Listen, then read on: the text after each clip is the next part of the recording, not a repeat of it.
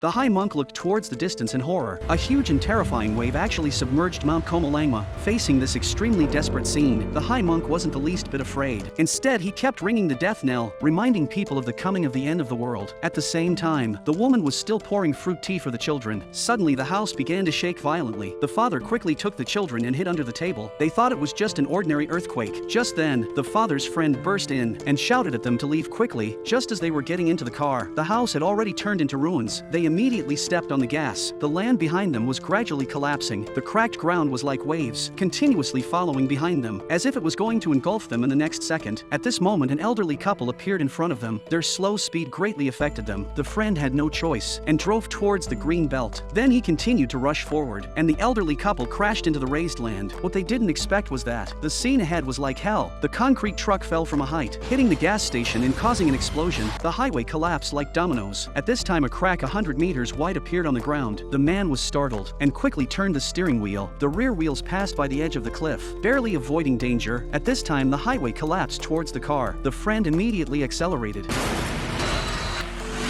But before they could catch their breath, the collapsed building blocked their way ahead. The friend had no choice and could only step on the gas pedal and leave it to fate. The car crashed into the building and sped wildly in the office. Finally, they managed to escape. Those who had narrowly escaped death came to the airport, but they found that the pilot had no breath. In this critical moment, the father had to bite the bullet and start the plane, but just as they started it, the runway behind them began to collapse. The father hurried to accelerate and pulled up the plane at the last moment, successfully taking off.